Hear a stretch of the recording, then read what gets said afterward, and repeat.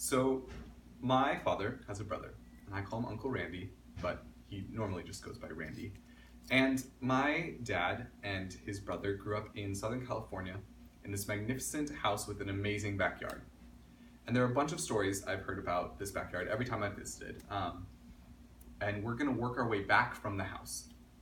So the first story has to do with the neighbors. The neighbors, you see, raised exotic animals for TV. This is in Southern California, near Hollywood. They would raise the animals, train them, and then let TV shows rent them, essentially. And so it was with less surprise than you might expect that one day my father went out and noticed in the olive tree to the left of the house a capuchin monkey sitting. He can't remember if it has a diaper or not. It changes every time he tells the story, but there was a monkey in a tree. And my grandmother decided that this needed to change. And I guess because this was the era before cell phones, she decided it wasn't going to change by calling the neighbors. No, they were going to catch the monkey. And to catch the monkey, they needed to bait the monkey. So my grandma comes out with a bag of peanuts, and she takes the peanuts and she puts one on the ground and she backs away, and the monkey scampers down and grabs the peanut, and my grandma moves forward and the monkey scampers back up. And my grandma thinks to herself, I should try that again. And so she takes the peanut and she puts it on the ground, and the monkey scampers down from the tree, and my grandma goes to catch the monkey and the monkey scampers back up. And this happens several times when my father and his brother watch, getting more and more amused and also frustrated at my grandma's dogmatic approach to this monkey capturing business.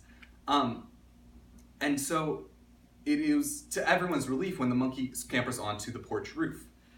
And my grandma goes, all right, I have a new plan. There's this bench. I'm going to take this bench and I'm going to put the bag of peanuts on the bench. I'm going to lift the bench so that the monkey must get on the bench to climb over to the bag of peanuts, and then I will lower the bench and you two will grab the monkey.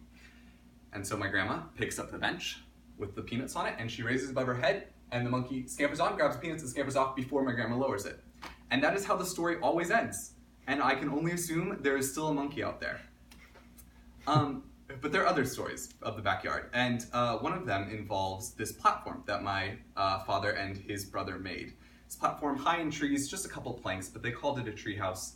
And they were very sneaky children, and they liked to spy on the neighbors. So one lovely evening, there was a birthday party happening in the house next door. And so my dad and his brother climbed up into the tree and were spying on the people. And my uncle was really into it for whatever reason. He was just very interested in this birthday party going on. But my dad started to get bored. And then an idea came to him. And he said, Randy, I'm gonna climb down. And Randy was like, that's fine, I don't care. I'm watching this. My dad says, okay, just stay here. And so he climbs down from the tree, he looks up and he sees my uncle, and he peers through the bars and he sees the party.